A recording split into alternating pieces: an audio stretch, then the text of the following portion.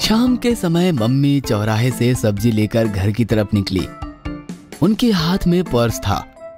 अचानक पीछे से भागता हुआ एक चोर आया और मम्मी की पर्स छीनकर भाग गया। गट्टू! मम्मी की ये पुकार आसमान में बार बार गूंजी। गट्टू काफी तेजी से चोर का पीछा कर रहा था। सारे लोग स्टाइल में स्केटिंग करते हुए चोर के पीछे भागने वाले गट्टू को आंखें फाड़ फाड़ कर देख रहे थे। लोगों ने ऐसा नजारा पहले कभी नहीं देखा था। चोर का पीछा करने वाला गट्टू किसी फिल्म के हीरो से भी बढ़कर एक्शन करता हुआ स्केटिंग कर रहा था। मम्मी गट्टू की तरफ देखकर मुस्कुरा रही थी। गट्टू चोर के काफी पास पहुंच गया था। चोर ने गट्टू को पीछे देखकर स्पीड बढ़ा दी। सो स्मार्ट, लेकिन तुम बच नहीं सकते बच्चू।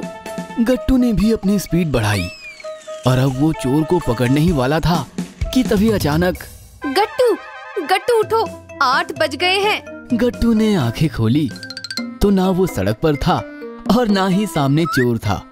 गट्टू बिस्तर पर सोया हुआ था और मम्मी उसे जगा रही थी। क्या मम्मी, अब सपने में भी स्केटिंग नहीं करने देती हो मुझे? तुम्हारा स्केटिंग का भूत अब तक उतरा नहीं है। चलो उठो, स्कूल नहीं जाना है।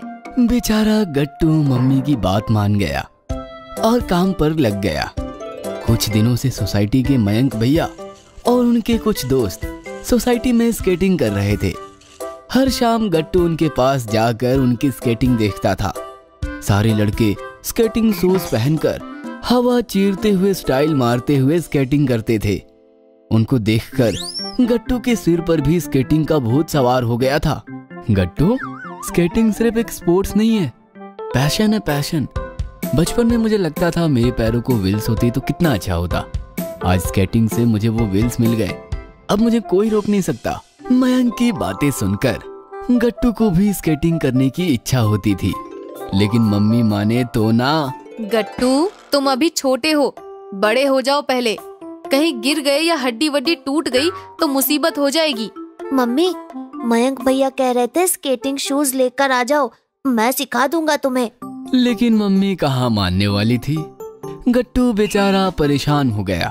उसने पापा से भी काफी जिद की, लेकिन बात ही नहीं बन रही थी।